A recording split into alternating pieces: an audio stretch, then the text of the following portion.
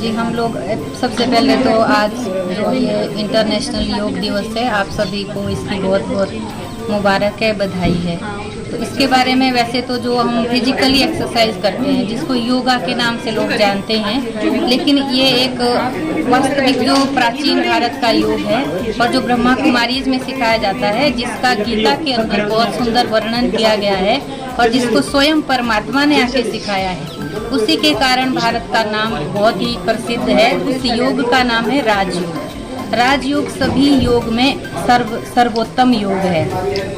जैसे कि योग का शाब्दिक अर्थ ही हमें बताता है, योग मैंने जोड़, जुड़ना किससे है और जोड़ना क्या है। जोड़ना हमें अपने मन को है, क्योंकि आज देखो मन, डॉक्टर भी बताते हैं कि जो जितने भी शारीरिक रोग है, शारीरिक व्याधियां हैं, वो सारी उसकी उत्पत्ति मन से हुई है। तो इस राजयोग मेडिटेशन में हम मन को सकारात्मक चिंतन देते हैं, उसके लिए हम ज्ञान बताते हैं। जैसे ज्ञान किस बात का चाहिए कि मन हमारा कौन सी बातों के कारण आज व्यर्थ की तरफ जाता है, क्योंकि हम कौन सी इन्फॉर्मेशन ले रहे हैं। बहुत ज़्यादा ऐसी, मतलब इन्फॉर्मेशन तो बहुत सारी हो गई, लेकिन उसमें नेगेटिव ज़्यादा है। तो नेगेटिव चीज़ें क्या है, उसके कारण ही हमारे विचार में नेगेटिव हो जाते हैं। तो अब हम जब सकारात्मक सोचने के लिए क्या चाहिए, सकारात्मक एक चिंतन चाहिए, दिशा चाहिए। तो राजयोग में हम अपने विचारों को दिशा देते हैं। जैसे आपको गुस्सा आ रहा है, तो गुस्से को कंट्रोल करने के लिए क्या विधि है। सब चाहते हैं कि मन शांत हो, शांत रहने से हमारा जो है वो सांसें आराम से चलेंगी, तो हमारा श्वसन तंत्र को विश्राम मिलेगा। तो जिस प्रकार से हम शरीर के लिए ये 5 तत्वों का बैलेंस जरूरी है, डॉक्टर भी यही बताते हैं। तो हमारा मन बैलेंस कैसे रहे, उसके लिए जो हमारी आत्मा है वो 7 गुणों से बनी है। जैसे मूल रूप में हमारा स्वभाव शांत है। शांति के लिए कोई जंगल में नहीं जाना है, शांति के लिए कोई और प्रयास नहीं करना है। मुझ आत्मा का निज स्वरूप ही शांत है। तो बार बार इस विचार को रिवाइज करना, मैं शांत स्वरूप हूँ, मैं शांत स्वरूप हूँ, मैं अविनाशी आत्मा हूँ जो इस शरीर को चलाती है। अब योग मन है, मुझ आत्मा को ही मन का संबंध परमात्मा से जोड़ना है। तो इस विधि का नाम ही योग है। योग कैसे जोड़ेंगे, हम जानते ही हैं कि परमात्मा हमारा पिता है।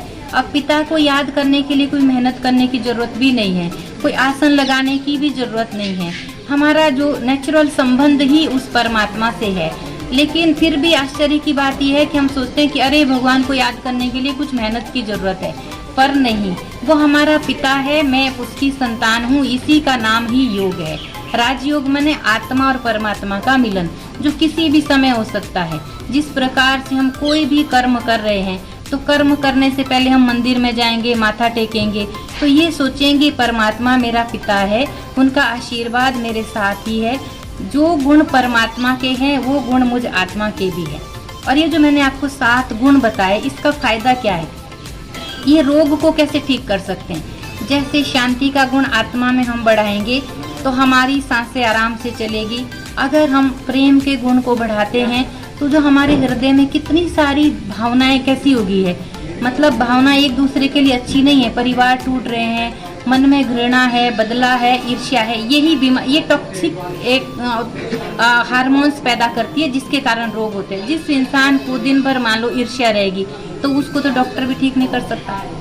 तो क्या है कि अगर हम अपने मन को शुद्ध करना चाहते हैं, ऐसे हम कहते हैं भगवान हमारे हृदय में रहता है, हम उसको हृदय में बसाना चाहते हैं, तो हृदय कैसा होना चाहिए, शुद्ध। तो प्रेम के गुण से हृदय रोग ठीक हो सकता है। शांति का गुण बढ़ाने से सांस रोग ठीक हो सकते हैं। आत्मा के शक्ति का गुण अगर बढ़ाते हैं तो हड्डियां हमारी मजबूत हो जाती है। आनंद के गुण को बढ़ाते हैं, हार्मोनल सिस्टम ठीक हो जाता है। सुख के गुण को बढ़ाते हैं, पेट के रोग ठीक हो जाते हैं। तो ये जो 7 गुण हैं, ये हमारे बढ़ते हैं, इनका विकास होता है और ये हमारा नेचुरल स्वभाव है।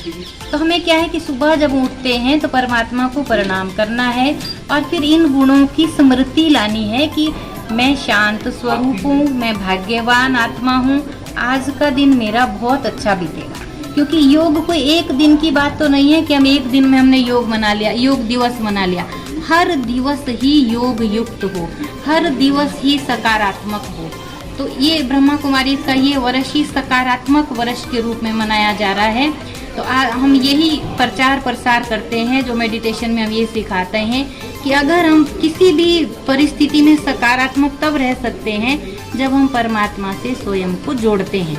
और वो जुड़ाव हमारा है ही, क्योंकि वो हमारा माता पिता बंधु सखा स्वामी परमात्मा से सर्व संबंध हमारे है ही। बस उन्हें हमें कर्म करने से पहले याद करना है। इसको ही कर्म योग भी कहा गया है और इसको सहज योग भी कहा गया, क्योंकि यह अति सहज है।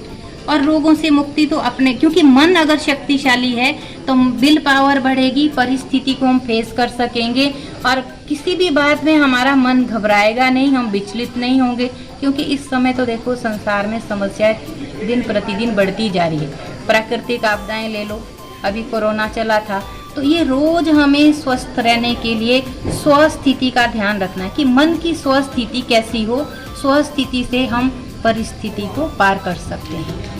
तो यही हम पुनः आपको इस योग दिवस की बधाई देते हैं और सभी स्वस्थ रहें और भारत स्वस्थ रहें, हर घर में स्वास्थ्य लाभ सभी को मिले।